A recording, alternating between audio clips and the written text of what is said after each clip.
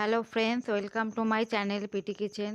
আমি সবাইকে স্বাগত জানিয়ে ও ভালোবাসা জানিয়ে আমি একটি নতুন রেসিপি নিয়ে চলে এসেছি। রেসিপিটা হলো ডিম বেগুনের তিলোত্তমা।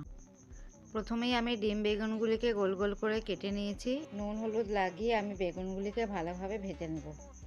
এই সাদা বেগুনগুলি খেতে খুবই কিন্তু সুস্বাদু হয়।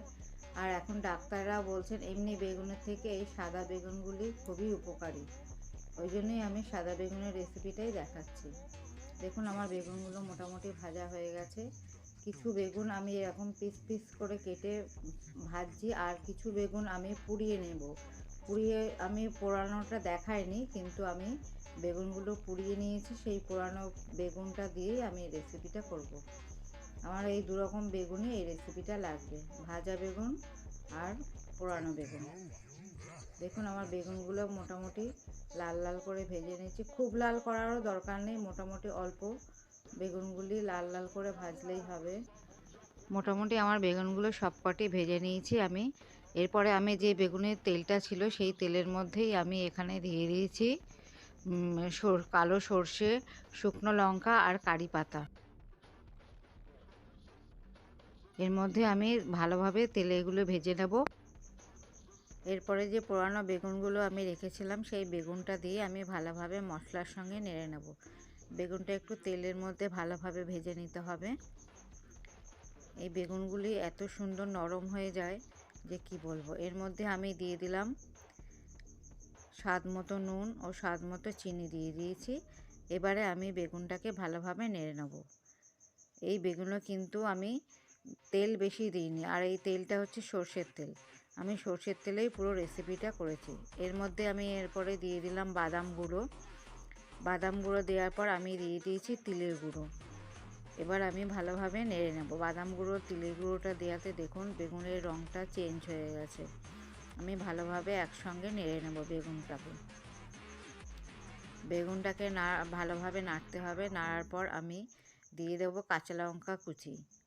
কাঁচা লঙ্কা কুচিগুলো ভালোভাবে আমি কুচু কুচু করে কেটে নিয়েছি। কাটার পর আমি এগুলি একসঙ্গে মিশিয়ে দিলাম। আবার আমি একটু ভালোভাবে ভেজে নেব। এর মধ্যে আমি দিয়েছি একটু গুঁড়ো লঙ্কার গুঁড়ো। যেহেতু এখন একটু শীতকাল, একটু ঝাল ঝাল খেতে ভালো লাগবে, সেই জন্য আমি এখানে 3 রকম লঙ্কাই ব্যবহার করেছি।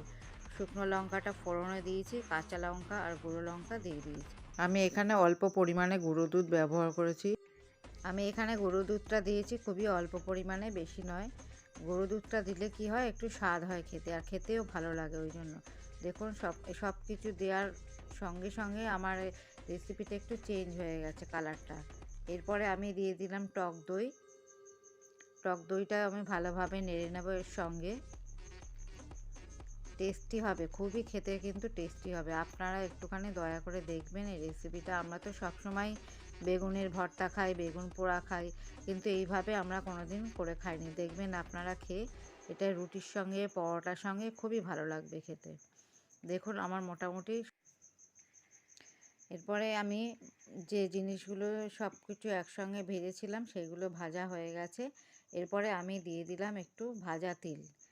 এই তিলটাকে আমি ভেজে রেখে দিয়েছিলাম, সেই তিলটা আমি মিশিয়ে দিলাম এর সঙ্গে। আমি এর মধ্যে অল্প পরিমাণে এবারে একটু সর্ষের তেল দিয়ে দিলাম। পুরো রেসিপিটাই আমি যেহেতু সর্ষের তেলেই করেছি, ওই জন্য অল্প পরিমাণে একটু সর্ষের তেল দিয়ে দিলাম। সর্ষের তেলটা মেশানো হয়ে গেছে। সর্ষের তেলটা মেশানোর পরে আমি দিয়ে দিলাম ধনেপাতা। ধনেপাতাটাও আমি ভালোভাবে এর সঙ্গে নেড়ে নিলাম। ধনেপাতা দেওয়ার পরে আমি এবারে দিয়ে দেব, এরপরে আমি ভাজা বেগুনগুলি দিয়ে দেব। ভাজা বেগুনগুলি কিন্তু এমনভাবে নাড়তে হবে এর সঙ্গে যাতে গোটাই থাকে, যাতে ভেঙে না যায়। ওই জন্য খুব আস্তে আস্তে বেগুনগুলির সঙ্গে ভাজা বেগুনগুলো নাড়তে হবে। খুব আস্তে আস্তে নেড়ে নিতে হবে যাতে ওই ভাজা বেগুনগুলির গায়ে এই মাখা বেগুনটা যাতে লেগে যায়, কিন্তু যাতে না ভাঙে, এইভাবে আমাকে নাড়তে হবে। এবারে আমি দিয়ে দিলাম গোটা তিল। গোটা তিলগুলি আমি ভেজে রেখেছিলাম অল্প পরিমাণে, রেখে দিয়েছিলাম, সেই গোটা তিলটা দিয়ে দিলাম। তার উপরে আমি ধনেপাতাগুলি ছড়িয়ে দিলাম। মোটামুটি আমার রেসিপিটা তৈরি হয়ে গেল। আপনারা এই রেসিপিটা একটু দয়া করে তৈরি করে খাবেন, দেখবেন কত সুন্দর লাগছে খেতে। বিশেষ করে রুটি পরোটার সঙ্গে তো ভালো লাগবেই।